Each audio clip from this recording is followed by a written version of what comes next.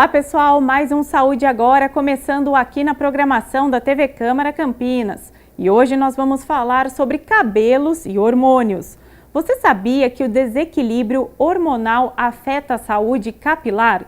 Pois é pessoal, a relação entre hormônios e cabelo é complexa, mas compreender os desequilíbrios que afetam os fios permite buscar soluções eficazes. E para falar sobre esse assunto, eu converso com a Daniele Gitti. Ela é farmacêutica, esteta e tricologia com mais de 14 anos de experiência na área da saúde. Doutora, muito obrigada pela sua participação aqui no Saúde Agora. Obrigada a vocês pela oportunidade, vai ser um prazer. Vamos falar um pouquinho como que as mudanças, para o pessoal que está em casa entender, como que essas mudanças hormonais, elas afetam a saúde dos cabelos? Geralmente, o que acontece?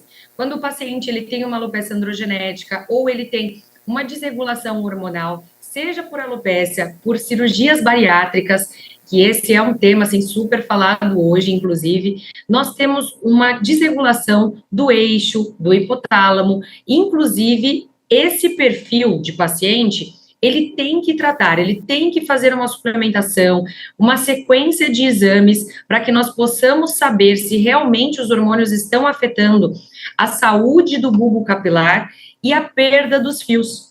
Então, com certeza, vocês já ouviram falar que bastante paciente está perdendo o cabelo e, na maioria das vezes, é por conta de produção hormonal, ou muito acima ou muito abaixo do normal. Esses problemas, que você citou, alopécia, essas quedas, eles são problemas, são os mais comuns relacionados aí ao desequilíbrio hormonal? Geralmente, as alopécias, principalmente a alopecia androgenética, ele é um perfil de patologia já diagnosticado, que o que mais afeta ali o bulbo capilar é o índice de DHI e DHT, tá? Que são a parte de produção hormonal, tá? Ela é uma quebra de uma substância hormonal se transformando em outra que atinge diretamente o bulbo capilar. Doutora, esses problemas, eles afetam homens e mulheres na mesma proporção? Graças a Deus, não. Para nós, mulheres. Eles afetam mais os homens, tá? O índice de homens afetados é muito maior do que o feminino. Mas, mesmo assim, nós ainda temos uma taxa feminina alta sendo afetada pela alopecia androgenética e por desregulações hormonais. Quanto que chega esse índice, mais ou menos, na população masculina? Da população já é comprovado que terão problemas com alopecia androgenética até a velhice. Doutora, eu gostaria que você explicasse um pouquinho para a gente, para o pessoal que está em casa, entender também o que é a calvície e falar um pouquinho também da queda de cabelo pós-parto, porque muitas mulheres sofrem com esse problema, depois que tem aí o primeiro até o segundo filho. E também a gente pode comentar sobre o hipo e o hipertireoidismo, que são essas disfunções na glândula da tireoide que também causam a queda de cabelo. Perfeito, vamos lá. Pessoal, a calvície, vou começar pelos itens aí citados. A calvície, ela é designada quando, ou até mesmo diagnosticada, quando nós temos uma perda muito grande de volume capilar. Ou seja, Dani, eu estou tendo um eflúvio telógeno, está caindo muito meu cabelo. Mas esse cabelo cai, ele volta a crescer ou ele não cresce mais? Você já perdeu o bulbo capilar. Quando há essa perda do bulbo, nós temos a designação da calvície. Então, esses pacientes já são diagnosticados com índices graduados de calvície, ou mais extensa, maior, menor, ou, pessoal, um eflúvio telógeno, quando esse cabelinho volta a crescer depois de ter caído. Então, a calvície ela é relacionada à perda de bulbos capilares. E aí tem a graduação correta, mediante ao índice e a área que o paciente já perdeu de crescimento capilar. Isso se trata da parte gestacional, Então, as mamães aí no pós-parto, que perdem muitos fios, que têm um eflúvio muito grande, vamos assimilar, pessoal. A perda de nutrientes, quando a mamãe começa a amamentar o bebê, Quando no pós-operatório começam a cair os índices de produção hormonal femininos por conta da gestação, tá? Então ela tem uma perda de cabelos, de fios muito grande, que é o famoso eflúvio telógeno, tá? Ela perde, mas ela volta a ganhar novamente depois, um tempinho depois. Quando? Quando ela começa a se alimentar melhor, quando ela começa a fazer atividade física, tá? Então, quando ela começa a receber esses nutrientes novamente no seu corpo, serem absorvidos e abastecer aí essa parte de reposição dos bulbos capilares para crescer o fio e ele conseguir ganhar consistência e densidade.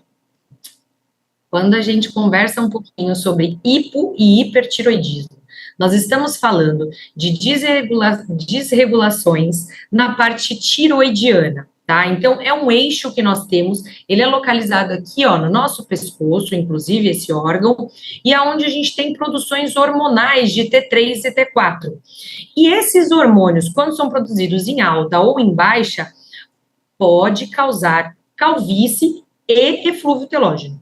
Então, se você tiver uma desregulação no eixo, você pode estar causando um eflúvio telógeno. E se você já tiver alopecia androgenética diagnosticada previamente, vocês podem chegar a ficar calvos por conta desse desnível de produção hormonal da sua glândula.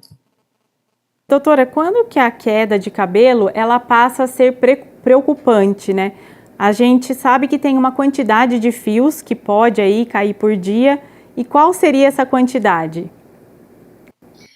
Bom, gente, é normal, né? Por mais que os pacientes entrem em desespero, tá? Quando vem aquele tufo de cabelo caindo, mas até 100 fios ao dia é normal.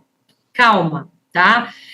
Dani, mas eu não quero perder fios, eu não quero que tenha queda capilar, eu não quero ter eflúvio telógeno. Então, vamos tratar. Hoje nós temos fitoterápicos, medicamentos naturais que podem ser utilizados para diminuir a queda de cabelo. Temos a ingestão de proteínas, que também pode ser um grande aliado para pacientes que não ingerem a taxa de proteína necessária, para os fios não se descolarem do bulbo capilar e o paciente acabar sofrendo um eflúvio telógeno. Então, para mim, quando fala isso, é muito simples, né? Claro que a gente se desespera, todo mundo, quando está vendo o cabelo cair. Mas isso é natural, tá? E os cabelos podem cair, sim, naturalmente, até 100 fios ao dia, e isso não ser preocupante. Mas, se você estiver com déficit de sono, baixa de produção hormonal, problemas de disfunção na tireoide, pós-gestacional, pós-bariátricos, que são um dos nichos, assim, menos tratados hoje na parte da saúde, tá? E é um dos mais importantes, porque o pós-bariátrico, ele perde muita carga nutricional e proteína, que são essenciais para o crescimento e desenvolvimento dos fios, pelos e cabelos. Doutora, e como que é possível a gente identificar a causa da queda capilar? Tem algum exame específico para isso? Qual seria?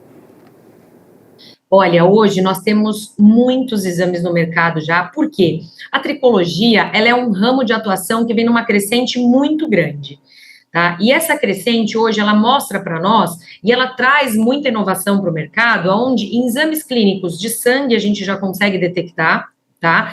Essas disfunções mesmo, todas elas são diagnosticadas pelo exame de sangue. Tá? Então, é muito importante que o paciente saiba que um exame básico, não é um exame de 5 mil reais, não é um exame de 10 mil que você precisa fazer para estar sendo diagnosticado corretamente. Não. Nós temos soluções muito baixo custo, que inclusive, assim, os planos de saúde cobrem, tudo o paciente não precisa correr muito atrás. E também temos aqueles exames mais minuciosos, que são os testes genéticos.